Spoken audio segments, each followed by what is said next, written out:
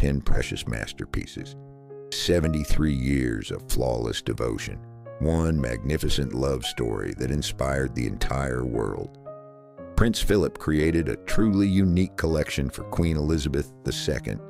Each piece became a symbol of their unbreakable bond and deepest understanding. How did the Duke of Edinburgh transform the art of jewelry into a language of love? Why did he follow Prince Albert's traditions? And which family heirlooms formed the foundation of these masterpieces? Prepare for a journey through eras of royal grandeur. What unfolds before you will be a true revelation about the power of genuine love. But before we begin, don't forget to share your city in the comments. We're curious where lovers of royal luxury live. And if you give us a like and subscribe, that would be the best reward for our little channel. Why did one woman keep 10 pieces of jewelry for 73 years? This is Elizabeth II's story. The British queen who ruled longer than any monarch in the country's history. An entire empire bowed before her majesty. But behind formal portraits lay an intimate drama of love, captured in precious stones. In Her Majesty's personal collection, among hundreds of tiaras and brooches, 10 pieces held special significance, each one a message from one heart to another, each one a chapter in a family chronicle written in diamonds and sapphires. It all began during a hot summer in 1939 within the walls of the Royal Naval College. 13-year-old Princess Elizabeth arrived there with her parents for an official visit. Among the cadets stood an 18-year-old Greek Prince Philip, a tall blonde with a piercing gaze. For him, this was just another meeting with the royal family. For her, it was a moment that would transform her entire life. The future monarch's governess, Marion Crawford, would later write that the girl couldn't take her eyes off him. Then something interesting happened. During one of his military leaves, Philip came to London and presented the princess with his first gift, a diamond brooch shaped like his naval insignia, crafted by the famous jewelry house Garrett. Elegant, understated, yet symbolic. The engagement ring. The relationship between the young people truly blossomed only after the Second World War ended. London nightclubs witnessed their dancing to People Will Say We're in Love from the musical Oklahoma. This song would become their unofficial anthem of love. In the summer of 1946, Prince Philip made a life-changing decision. He asked King George VI for the princess's hand. The monarch agreed, but set one condition. The official engagement announcement must wait until Elizabeth's 21st birthday. But the most important part lay ahead. Philip approached London jeweler Philip Antrobus, the very craftsman who had once created the wedding ring for his own mother, Princess Alice. This choice wasn't random. It represented a symbolic connection between generations, a continuity of family traditions. Creating the engagement ring required special stones. Philip's mother sacrificed an antique tiara, a family heirloom that held the history of several generations. Diamonds were carefully removed from the ancient setting to give them new life. The central 3-carat stone would shine in a platinum setting surrounded by smaller diamonds in pave technique. On July 10, 1947, Princess Elizabeth would wear this ring for the first time, officially becoming a bride. The diamond bracelet. On November 20th, 1947, Westminster Abbey became the backdrop for the most romantic wedding of the century. Post-war Britain craved celebration, and the royal couple gave the nation a fairy tale about love conquering all obstacles. Wedding gifts flowed from all corners of the empire. Subjects showered the newlyweds with jewels, artworks, and exotic presents. But among this magnificence, one gift stood out for its special intimacy and elegance. Prince Philip presented his bride with a diamond bracelet, a creation of strict geometric beauty. A platinum frame was adorned with sparkling diamonds in pave technique. Once again, fate played with symbols. The stones for this bracelet also came from his mother's dismantled tiara.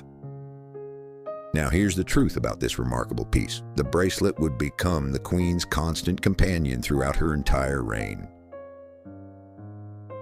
It embodied the philosophy of their marriage, a strong foundation decorated with countless happy moments. Each diamond was like a day of their shared life, each facet reflecting their mutual devotion. Documents reveal an unexpected turn. In the final years of Elizabeth II's reign, the bracelet appeared increasingly often on the Duchess of Cambridge's wrist. The monogram bracelet. By their 5th wedding anniversary, the royal couple's life had changed dramatically. Elizabeth and Philip already had 2 children, heir Charles and Princess Anne. But their greatest test awaited in February 1952. King George VI suddenly passed away. The 25-year-old princess became queen of a vast empire overnight. Prince Philip sacrificed a brilliant career in the Royal Navy to support his wife in her difficult burden. He would later write that the main lesson of their marriage was tolerance, and the queen possessed this quality in abundance. Then something interesting happened. To mark their 5th anniversary, Philip created a special gift, a gold bracelet of his own design. He approached the Parisian jewelry house Boucheron with detailed sketches, personally considering every element of this symbolic piece. The bracelet featured his naval insignia and diamonds surrounded by 2 sapphire crosses. Nearby was a ruby cross symbolizing the British flag and heraldic roses. But the most touching detail was the gold links shaped like intertwined letters E and P. Elizabeth and Philip, forever connected not only by vows but by precious metal. This bracelet would become a symbol of their ability to overcome any trials together, transforming difficulties into new facets of their understanding. The Ruby Venus brooch. Years later, the prince would become a patron of contemporary jewelry art. In 1959, he established a namesake award for the most elegant jewelry design. The prize aimed to recognize not only craftsmanship, but also the artist's contribution to jewelry education. The sole recipient of this prestigious award was Andrew Grima, a revolutionary in the world of precious objects. His creations were bold, unique, and reflected the spirit of the times. In 1966, the prince noted that Grima had significantly improved the reputation of modern British jewelry internationally. That same year, Philip acquired a special brooch from the master for the queen, the Ruby Venus. The gold piece was adorned with carved rubies and diamonds, embodying a new language of jewelry art. This brooch became a symbol of the royal family's willingness to embrace modern trends while maintaining connections to tradition. The next owner would change the piece's destiny. The Queen would proudly wear this avant-garde jewel for official portraits celebrating their 70th wedding anniversary in 2017. The Ruby Venus became a bridge between classical and contemporary jewelry art in the royal collection. The Russian brooch. But that's not all. In the British Crown's treasury lies a jewel with a tragic history, a brooch that witnessed an entire empire's fall. It originally belonged to Maria Feodorovna, mother of Russia's last emperor, Nicholas II. 1917 became fateful for the Romanov dynasty. Revolutionary events forced the Dowager Empress to leave her homeland forever. Through Crimea aboard a British warship, Maria Feodorovna said goodbye to Russia forever, taking with her only what little she managed to save. Moving first to Great Britain, then to Denmark, the Empress lived in exile until 1928. After her passing, her daughters were forced to sell their mother's jewels. Maintaining royal persons without throne or treasury proved too difficult. In 1953, Maria Feodorovna's brooch entered Elizabeth II's collection through inheritance. Thus, Russian imperial jewels found a new home in Buckingham Palace, connecting the fates of 2 great dynasties across centuries and catastrophes. This brooch became a symbol of how beauty outlives political storms. The double brooch. Now here's the truth about another special piece in the Queen's collection. In 1944, young Princess Elizabeth celebrated her 18th birthday. King George VI prepared an unusual gift for his daughter, a set of 2 elegant brooches. A new character appears in this story. The Art Deco brooches by Boucheron, decorated with diamonds and aquamarines, had a tragic backstory. They previously belonged to the Duke of Kent, the king's younger brother, who perished in an aircraft accident while performing military duty. Documents reveal an unexpected turn. The Duke's demise shocked the entire royal family, but his jewels gained new life as symbols of memory and love. By giving these brooches to his daughter, the king was passing her part of the family history, reminding her of life's fragility and the value of each moment.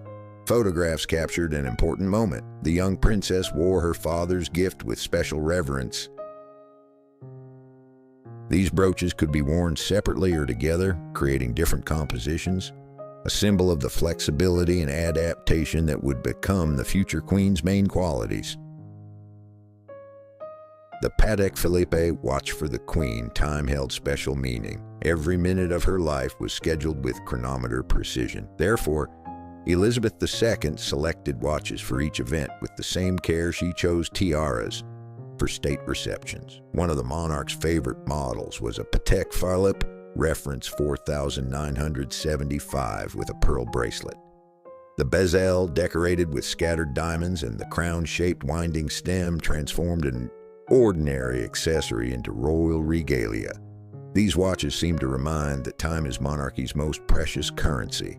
Every second of rule must serve the subject's welfare. The pearl bracelet symbolized wisdom accumulated over years, while the diamonds represented bright moments that make crown service not merely duty, but calling. A decade later, the situation changed. These watches became an integral part of Elizabeth II's official image. Their elegant restraint perfectly reflected the monarch's philosophy. Luxury should serve dignity, not overshadow it. The Patek Philippe on the queen's wrist became a symbol of how tradition and modernity can harmoniously combine in one jewelry masterpiece. The coronation watch, but the most important lay ahead. In 1953, for her coronation, the young queen chose truly unique Jaeger LeCoultre watches, a cocktail model with the world's smallest watch mechanism.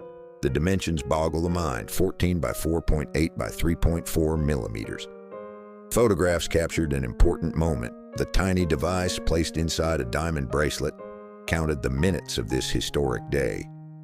These watches witnessed a princess's transformation into a queen, preserving in their miniature mechanism the memory of the moment when an empire's fate changed. Records from that time show the choice of these particular watches for the coronation was deeply symbolic. Their miniature size emphasized that true greatness doesn't depend on size but is determined by precision and flawless execution. Every detail of the mechanism worked in perfect harmony, like all elements of the monarchical system under the new queen's guidance. The real turning point came later. These watches became a metaphor for Elizabeth II's entire reign. Compact, precise, elegant, and capable of functioning flawlessly for decades. The sapphire set. And now we approach the main point, the concluding chord of this precious symphony. The sapphire set of necklace and earrings was King George VI's gift to his daughter for her wedding in 1947. 16 oval sapphires framed by diamonds created a necklace of exquisite beauty. A decade later, the situation changed. This set acquired special symbolic value. The queen celebrated her sapphire jubilee, 65 years of reign, wearing precisely these jewels. Elizabeth II became the first British monarch to reach this milestone. Thus, a lifelong circle closed from wedding gift to crown celebration, from young bride to wise ruler. In the sapphire's blue depths reflected an entire era, years of trials and triumphs, losses and discoveries. 10 pieces of jewelry told the story of a great love that lasted 73 years and became legend for all generations. Prince Philip, who inherited a passion for jewelry art from Prince Albert, created not merely a collection of precious objects. He left an immortal message about how true devotion can overcome any test of time and transform metal and stones into symbols of eternity. 10 Jewels. 10 chapters of love's great book written in diamonds and sapphires on history's pages. Prince Philip created not simply a jewelry collection, he left an immortal message about how true devotion can overcome any test of time. Each stone became witness to their remarkable union, each precious piece a symbol of unshakable faithfulness.